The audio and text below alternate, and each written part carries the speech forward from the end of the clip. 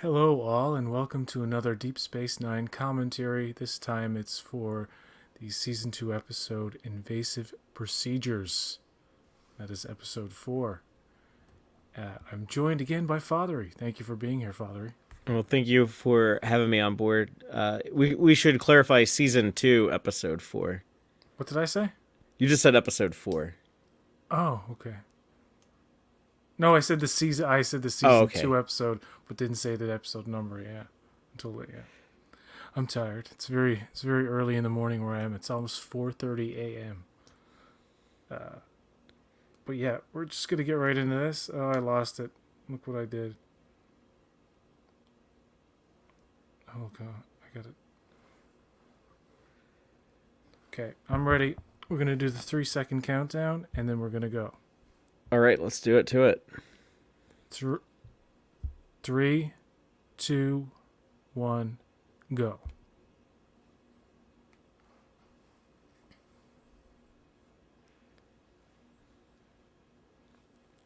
Evacuated again.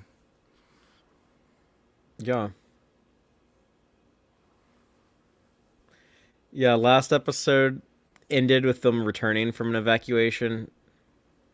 This one When I was a begins kid, I with an never understood evacuation. skeleton crew. When somebody said that, I was like, there's a crew of skeletons somewhere? What? Are they all starved? They're just like real skinny, look like skeletons. Yeah. Remember when I was a kid, I was really confused by the word skeleton key in the movie Beetlejuice. Oh, okay. It's a skeleton key. It opens any door in that house.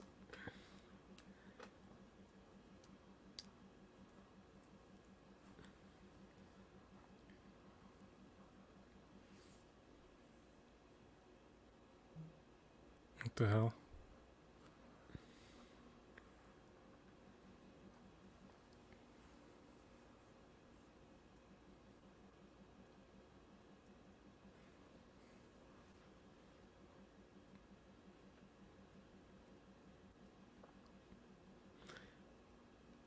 So they have to do like this whole explanation of why he is still on the station, but I've always thought they should have just not had everyone come back at the end of the last episode, and that would have explained why Quark is still here because he remained behind during the last evacuation.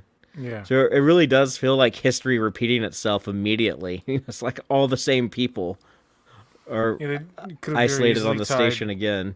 Yeah, they could have tied them both together. It I would be guess. an unofficial fourth part of the. Yeah, I know. Like maybe they were scared of doing like a 4 part. Like were the people watching season 2? Are they gonna be like, oh my god, is the show just like this forever from now on? And were these? I'm assuming these were all filmed in order. I guess maybe. Probably.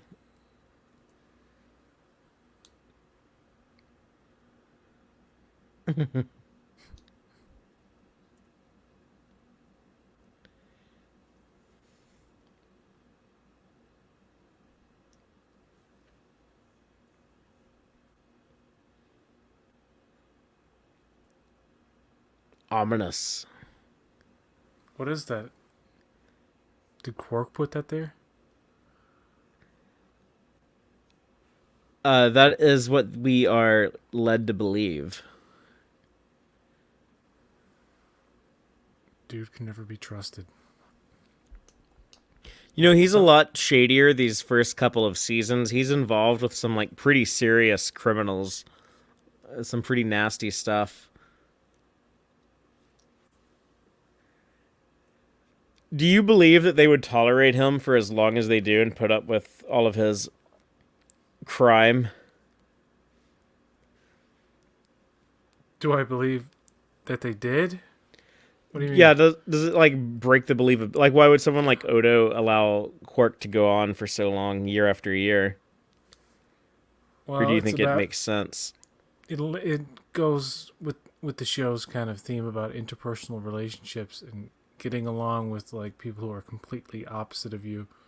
And Quark himself isn't such a bad guy. It's just his friends are scumbags usually. And I think there's a Odo kind of uses his Quark's connections to his advantages Yeah. at That's some what I points. think. They kind of explain that, when Worf comes on board and is like, Odo, you suck. Why don't you crack down on all this crime and stuff? And Odo is like, hey, I'm actually navigating these seas pretty well if you just shut up and watch how I do my job. Yeah, really. How can you let this stand?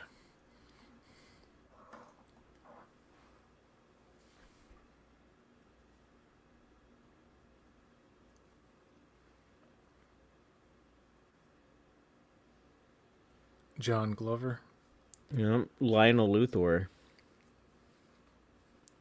and Tim Russ. This is the second time Tim Russ has shown up in Star Trek at this point before being Tuvok. The first time was in Star Trek 6, I believe. No, actually, Uh, no. He was in Star Trek 6, 7, and this episode. he he was in the episode Oh, yeah, Starship Starship Mine, Next Mine, yeah. Generation. You were just counting the TV show, yeah. The uh Or the TV this appearances. this would have come out before Generations. This is before he Oh, was yeah, there. true, yeah. But he was already in 6 at this point. Who was he in Star Trek 6? He wasn't in Star Trek 6? Tim Uh, Russ wasn't? I don't think so. Hmm. Wasn't there that Voyager flashback episode where, like, Oh retroactively yeah, they yeah, made him a Vulcan? right. But in the original movie, he's not there. Oh. Oh.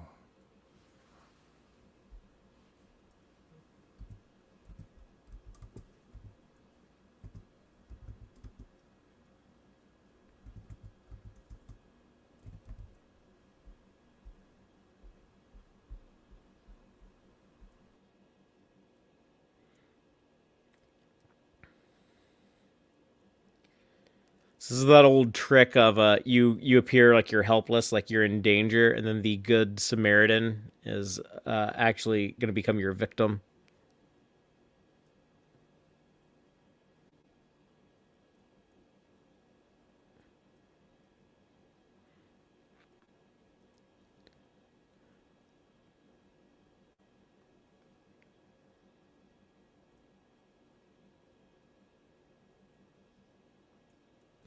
What do you think of Tim Russ as a Klingon? It suits him. 'Cause he has that voice. A very commanding voice. He's like, Yeah, he was actually a pretty big fan of Star Trek, so I think he was probably like pretty familiar with how to play a Klingon. it always seemed to me like the best Klingons in the Berman era always had that, like, almost Klingon accent. They spoke English, but it was like, you fool! Like, they had that kind of way of speaking. Like, that always, like, Worf's brother, the way he spoke. Some Klingons kind of sound, I don't know, a bit regal. But I like the ones who are kind of gruff in the way they speak. This kind of makes Odo seem like a big badass, though. If they come on board the station, these bad guys will find out they're actually pretty smart. They have a pretty good plan. They've put a lot of thought and effort into this. But the first thing they do immediately when they get to the station is like, okay, we have to lock up Odo. He is the biggest threat on the station to us, so we got to take care of him first before we do anything else. Yeah, that is smart.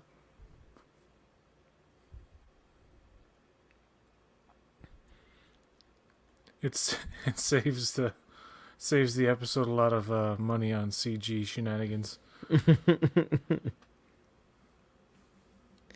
And then there's another, I guess, kind of compliment to Odo later.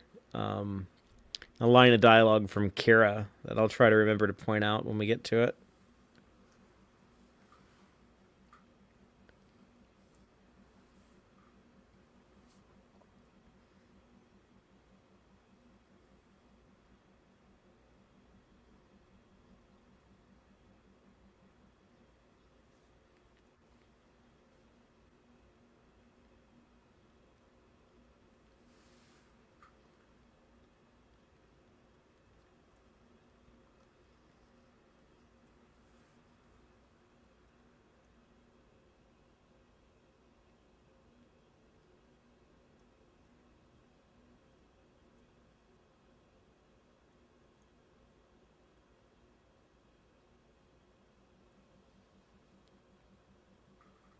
They have no idea about the plot to take Dax's symbiote, symbiont.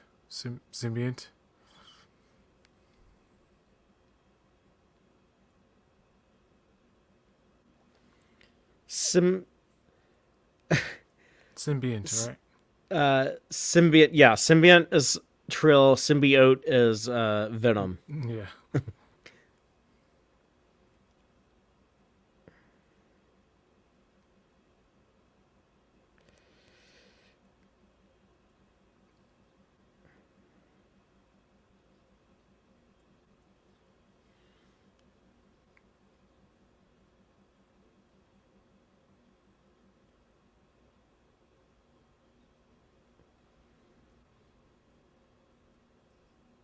Uh, Dax, do you know him?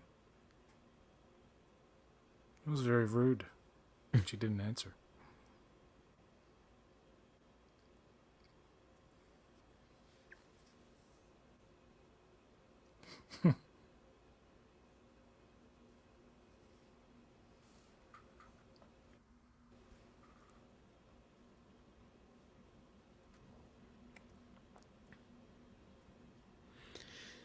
See, stuff like this, where like Quark is responsible for the whole station being taken over.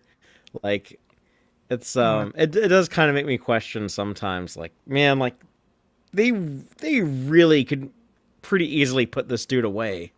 You if there know. was a more serialized nature to the show, at this point,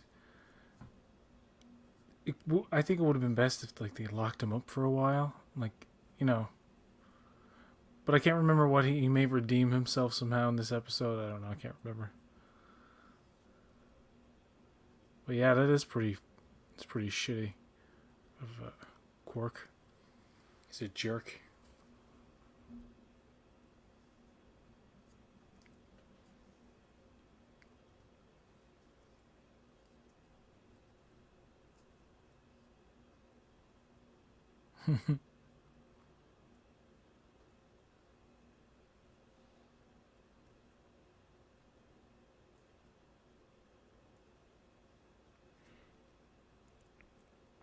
Oh, I think this episode is the invention of the Ferengi scream.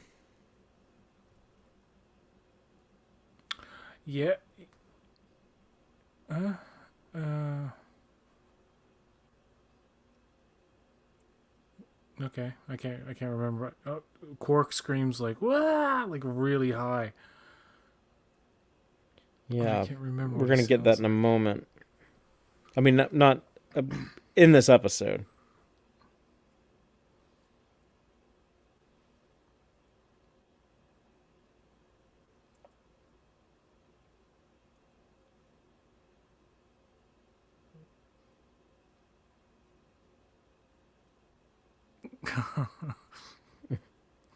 I'm so sorry. I have to murder Jadzia. I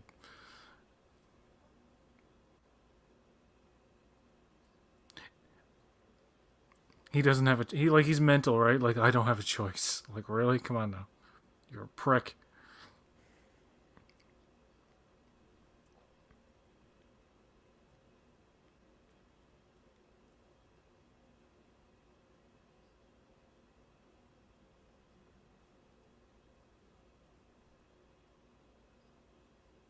Unworthy? Oh, unsuitable.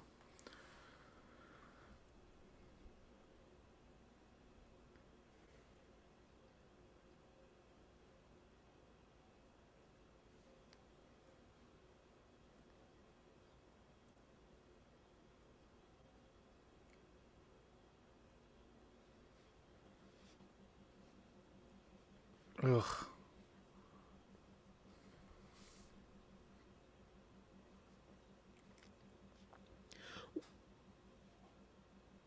What do you know, John Glover from? Like, what of his other work do you think of when you see him?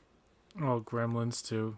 Hmm. I know he was Lex Luthor's dad in Smallville, but I didn't really watch that.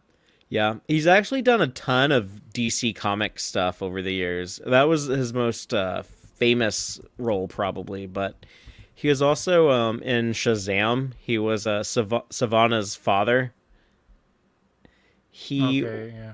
he was in Batman and Robin. He was Dr. Woodrow Oh, when yeah. when what's her Uma Thurman becomes Poison Ivy. Yeah, and she kills him. And in the 90s Batman animated series, he was the voice of the Riddler. Yes, I knew that. He was in what's that movie? Scrooged with Bill Murray. Oh yeah, yeah, he's the California guy who's like kind of competing with Bill Murray. He's pretty much it's the same character as in Gremlins too. I need to watch Gremlins 2 again. I've not seen that movie in so long. I watch the first one all the time, but I have not seen the second one in probably 20 years or longer.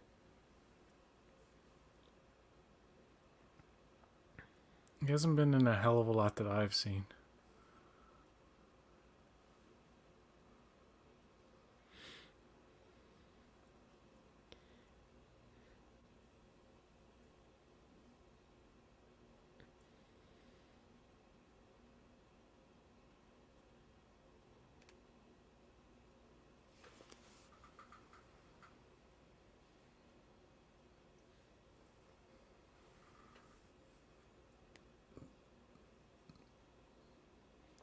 Yeah. What good is a promise from a psychopath? Like it's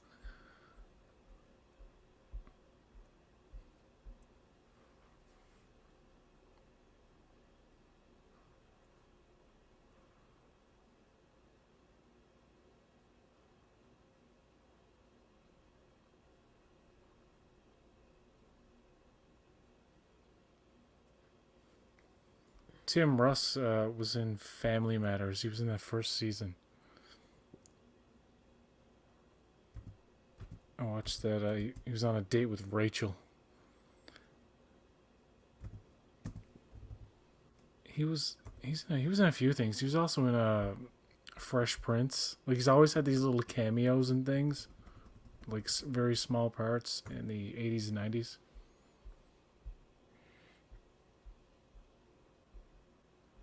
This is no time to die.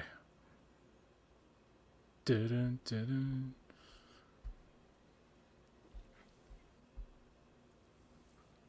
This is kind of a classic trope in fiction of having all of your cast they're prisoners, they're hostage, and they're having to like, look for an opportunity, wait for opportunity to strike.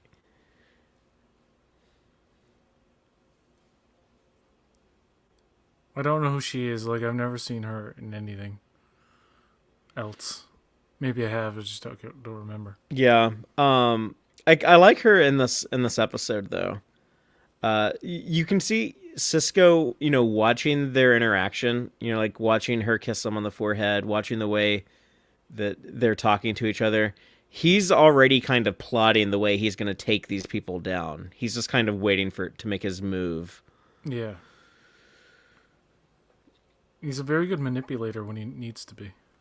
Yeah, he's got like that Kirk gene. Kirk would do that. The Enterprise is not a ship. She's a beautiful lady. Does not compute. Um, I watched the Death Wish movies last year, and Tim Russ is in that as like a gangster. He's also in Live Free and Die Hard.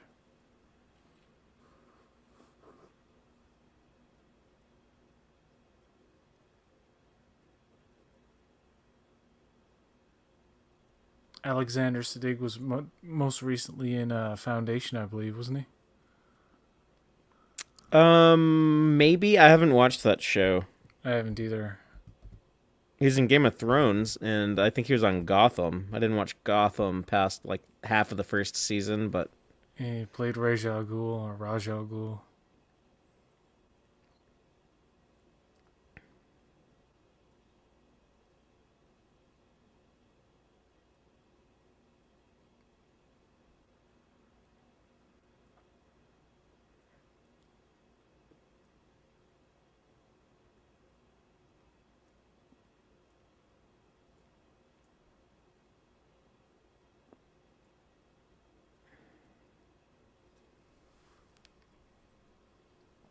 Jesus.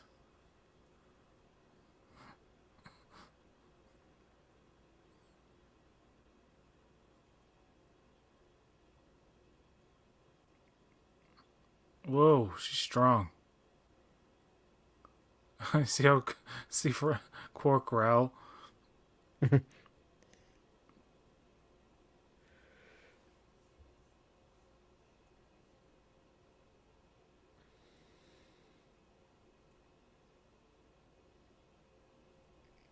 It's pretty graphic for 90s TV.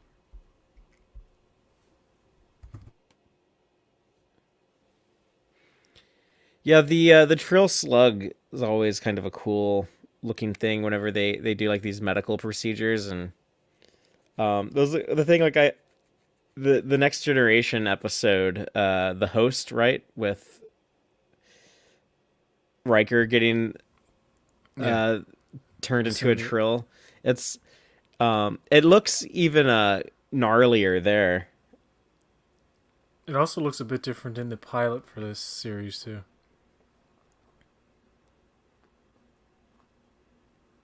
Or maybe it could be the same prop, I don't know. You can so tell that's like a fake skin flap. Doesn't, I mean, it's graphic but not realistic. It's like, oh, I shouldn't have eaten all those burritos. Oh, now relief. It's like he's seeing God. It's like it's like he's doing drugs for the first time. He's like, I can see the koala. Yeah, the lower decks koala. Mm.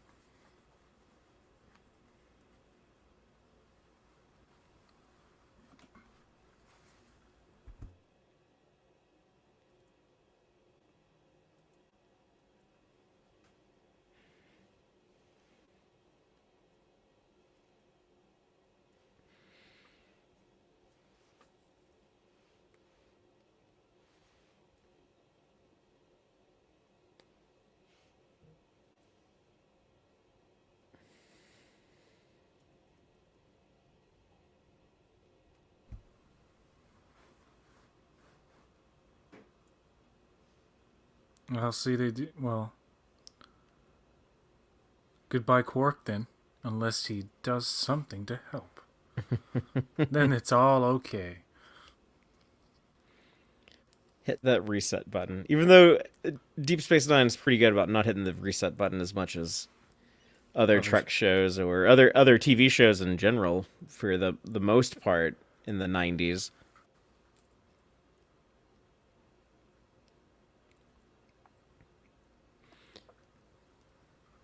It's like Angela Lansbury never really stopped and thought, like, I deal with murders every week. Like, it's a murder she wrote joke, but anyway.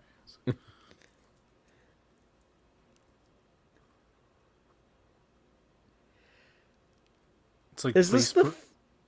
You go I'm ahead. sorry. I was gonna ask, is this the first time they established that like Trill society has kind of almost kind of a caste system where like the people who are joined are kind of everyone thinks they're kind of like hot shit and everyone else is a little bit of a second class citizen. I always You- thought of it as like a lot of Trill don't care, but it's kind of like the Olympics, where like there's a Mm, whole subset of people who are just like, I need it, I want it, I want to do it. But like in their society, it's probably like common for just everybody to be screened for the process, and even I'm sure there are a lot of them out there who are like the 1 out of 10 who are kind of like, yeah, I don't really want to do this. Like, how does that work? But I guess like it's so honorable in their society, it's who would turn it down, I guess. And you must get something out of it, like physically or mentally. It must be some kind of like, 'cause you're obtaining the memories of multiple lives. It's got to give you some kind of fix or some kind of advantage over non-joined trills. That's why the others are so jelly sometimes. Now Cisco's in this predicament where his best friend has become his enemy now, with Varad having now been joined. Yeah, I like that. It's complex. It's emotionally complex, like Boba Fett's Rancor. Yeah, they're emotionally complex creatures.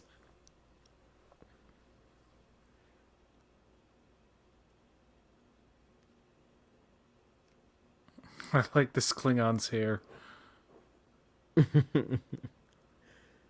Kind of has Kazon hair. Yeah.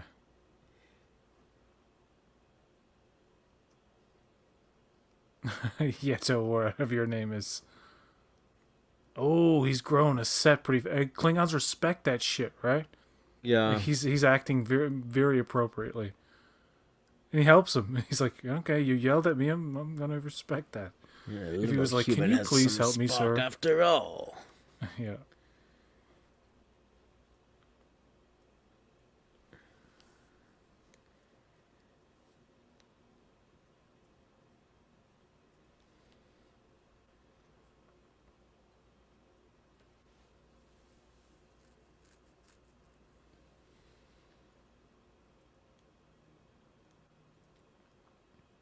I would think,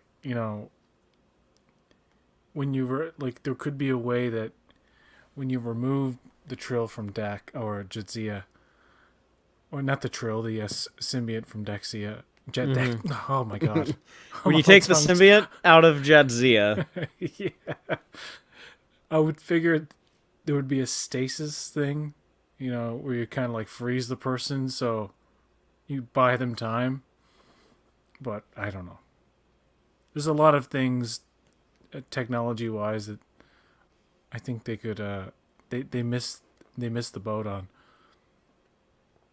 And I can't remember, but I'm sure at some point somebody was like, put in stasis for a reason to avoid death. Okay, lately in the live streams, you've been getting these like spam comments from like weird names.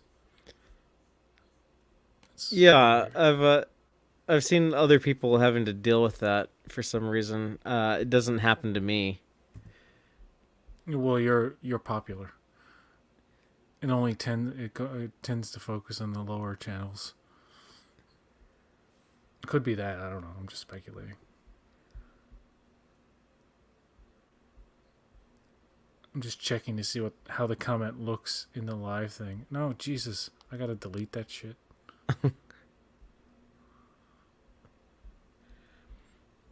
I gotta get some The more subscribers. this conversation is really cool though. The Cliffs of Bowl, though it had to be a reference to the director Cliff Bowl, who the Bolians were named after. Cliff Bole was an original series director. Who was he? He was a Berman era director. Oh, Berman era. Okay. Oh yes, TNG. Right? Yeah. He started on that. You see, like he's getting them to like remember all this stuff with Curzon, and then he mentions something with Jadzia. The time we discovered the wormhole. Yeah, very clever. He's like, I'm gonna trick him into remembering Jadzia as a person, basically, and in order to, he feels guilt, but I mean, he is a social. He's some kind of like, there's something up with him mentally where his rationale is just so twisted.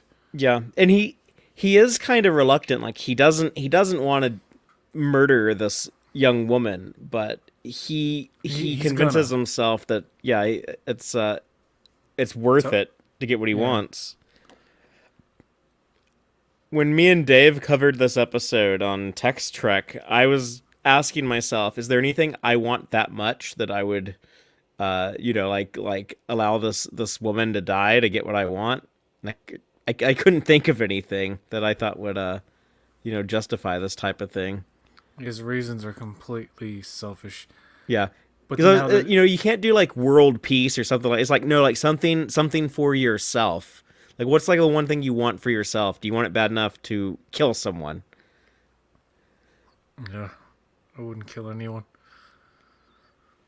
unless it was at the If end it of was like an evildoer, it was an like, end of a horror Hitler movie or something. situation where I'm fending for my life. Yeah.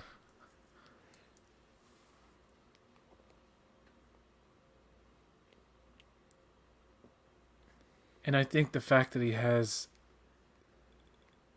the other memories now may may give him more sense. Yeah. Well, it basically has like Cisco has his foot in the door. Like he's like, okay, now I know this guy. I know how to get under his skin. I know how to talk to him. I know how to make him question himself. And the other side of it is Cisco also saw the girlfriend character, how she was like so worried about will he still be the same guy? Will he still like me or anything? So now she has her insecurities that they can also use to their advantage. So it's very much a chess game. Uh, Fairly interesting stuff for an episode that's mainly just people hanging out in the ops station all Would this qualify as a bottle episode. episode? Well, most of them just Yeah, take place in the station anyway. So I would just add like the distinction of like they do have to bring some guest stars over, um, but you don't have like all your station regular folk running around, so that probably helps. But yeah, they had to bring what I guess 4 guest stars, but still yeah, pretty cheap to shoot this.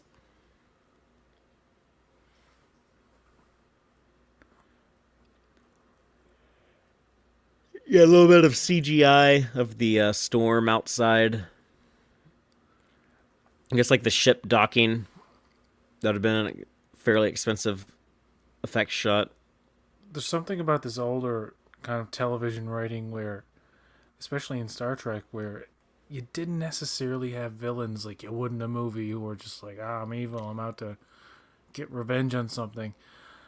They're just antagonists in a story, like in a book or something, where, like in a book, they will explore the thoughts and feelings of the supposed villains or the antagonists to where you kind of understand both sides. That's the great thing about Berman era Trek. It was always presenting two sides kind of in a neutral way. It always had its like morality and like Mm. Star Trek has always had an agenda of like progression and openness and peace and whatever. But Yeah, every now and then you get someone who's a real bastard, but you're right. Most of your characters had this level of dimensionality, and they weren't just like clear cut black and white, good and evil. It's very much like how William Shakespeare wrote his characters, right? Like, yeah, like sometimes he would have like bad guys in his stories, but most of the time, the Shakespeare model is that like people are complicated and people have facets, and there's good and bad in all of us. yeah, Now this this is action quirk, he just hops on him like a cat. yeah.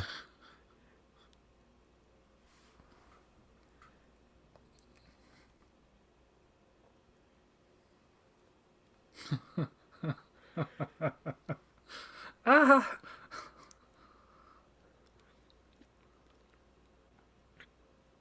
I think that's the original occurrence. Or no. In the circle, the circle dudes branded him a couple episodes ago. yes, Remember? yeah, That's yeah. where the Ferengi scream came from there, and then we hear it again here.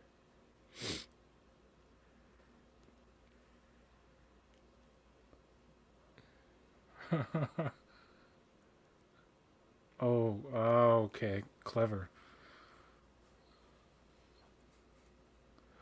I like, and even Quark realizes, like I made a terrible mistake Yeah, here. he changes teams pretty quickly.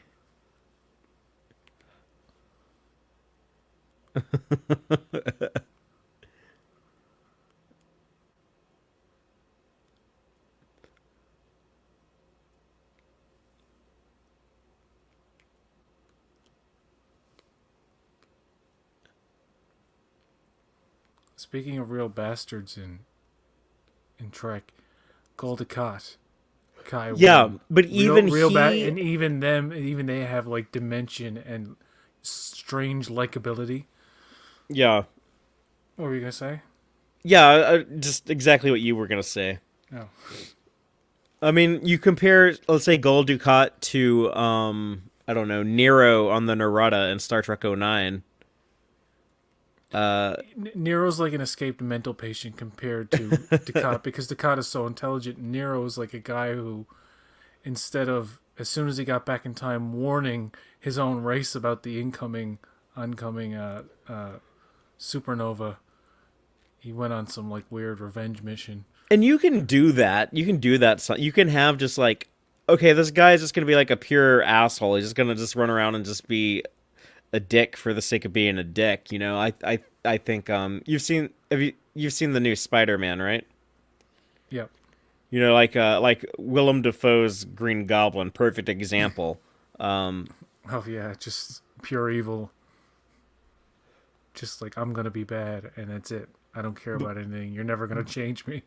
but Star Trek is most is at its best when it is dealing with the more complicated characters. I like the look on the Klingon's face. See, you know what? You don't need a lot of elaborate makeup with these aliens because the actors, when they have the ability to do certain expressions, can really sell the alien nature of the character Yeah, because they have certain mannerisms that they keep up throughout their performance that doesn't make them feel human. and they look so good. It holds up. This Klingon, this Ferengi. Good old Michael Westmore. Deep Space Nine had the most aliens. It was the least human show, you know, especially when you start bringing in the recurring characters like Rom and Nog and Lita and Damar and Dukat and Wayoon. You know, there's really only I guess like four prominent humans with Cisco and Jake and Miles and Bashir, and then I guess Keiko, so five. In terms of the Star Trek universe, it was probably the most diverse of all the Star Trek It really shows. truly is. I mean, I guess like you hear a lot of people talking about now of like there's no like white dudes in anything. Like why can't we like they're trying to erase the white dudes? I mean, there's only one like white dude in Deep Space Nine with O'Brien. I mean, I guess I don't think like uh I don't think Armin Shimmerman would count. I mean, he's orange, you know, like his skin's all painted up. So Yeah, just white people everywhere. It's just nowadays roles are not. You know, back in the day, it was like character must be this race or that race, and now it's yeah, like they'll just audition anybody who's good for the part, despite whatever. It doesn't even yeah. matter anymore, I think unless their race is specific to something in the story, yeah. then it wouldn't matter. Yeah, and I think the better way to think about it, as far as all that stuff goes, is more accurate. You know, like uh, you know, if you watch like The Expanse, it kind of looks more accurate to real life, and that you know you do have like that diversity. You know, different types of people. That's kind of how you know the real world is. So Yeah, I lived in Mississauga for 3 years, and I believe at the time it was the most racially diverse city in all of Canada.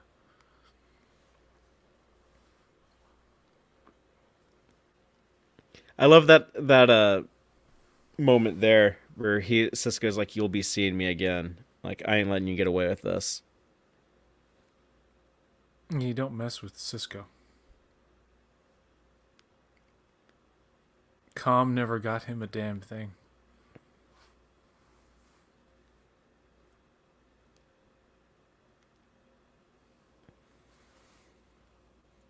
He's like, I've been watching you the whole time.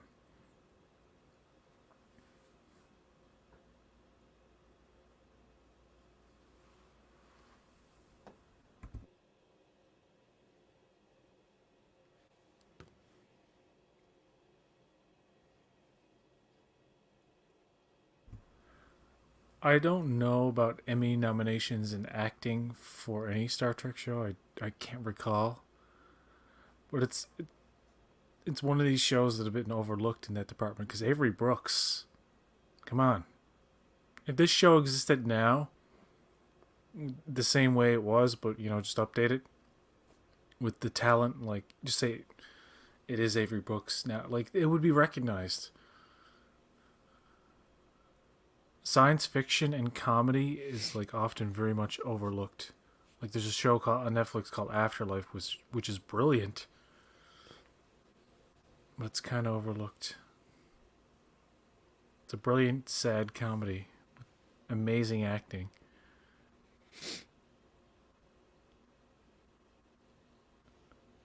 Oh my god.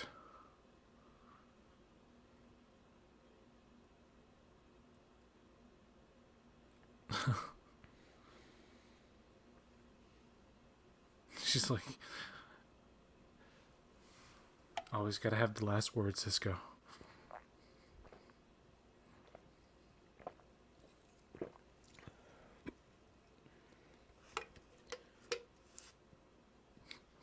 He's just now noticing that there's nothing there.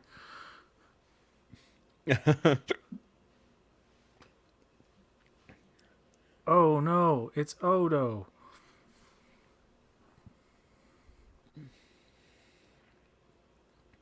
I I like love that combo.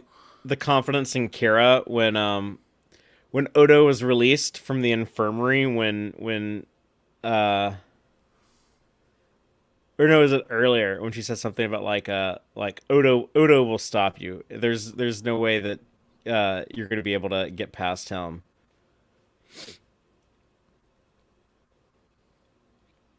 And the standoff between the two of them. Yeah.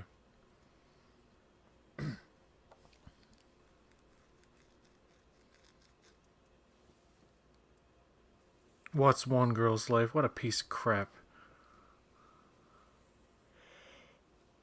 I love this. I love this. He's like, yeah, I'm gonna shoot you.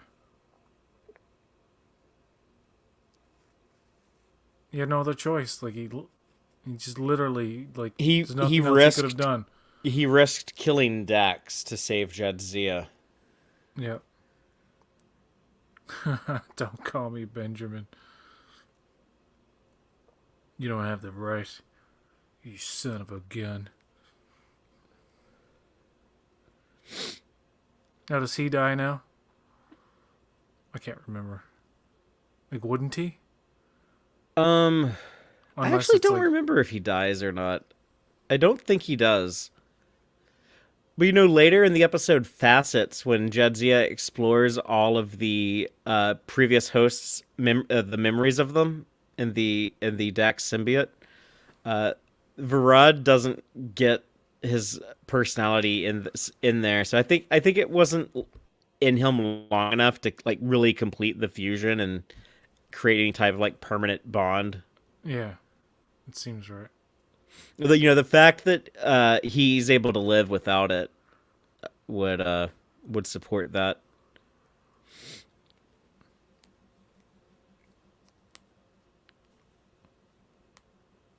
He's like coming down from a bad trip. He's like, I need those drugs again. Like, it speaks to it, like how it gives you like this feeling of like knowledge and power somehow.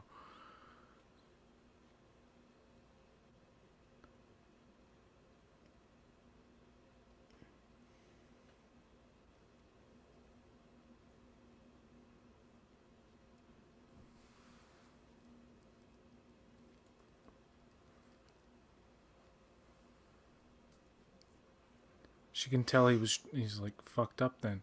She can remember it now, but it doesn't stick with her, I guess.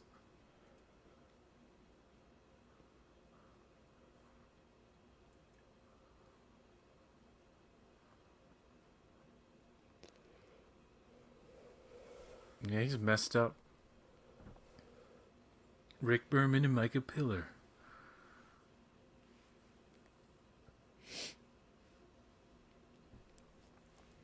Yeah, so The end. the latest episode of Center Seat was about Enterprise, and that was probably one of the best ones because they talked about the theme song and how it was hated, and Mm. talked about a bunch of stuff, and how they redesigned the Andorians and Tellarites, and yeah, when Manny Koto took over for season 4, I love season 4. and then they were filming the Mirror Universe episode, and they got the call like, yeah, you're done. So they had 4 episodes to go, and yeah.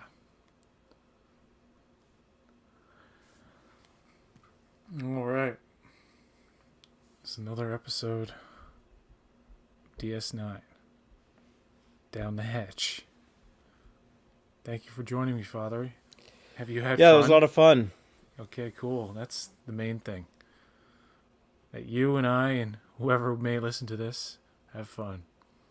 My next Boat Wreck Live will be Boat Wreck Live 47. Don't know Cool. what it will be about, but hopefully, if you want, you can join me for that. Yeah, it's It'll going to be the episode Cardassians with a Cardassian boy that bites Garrick on the hand. No, Boat Wreck Live is a separate thing where I discuss Oh. certain topics.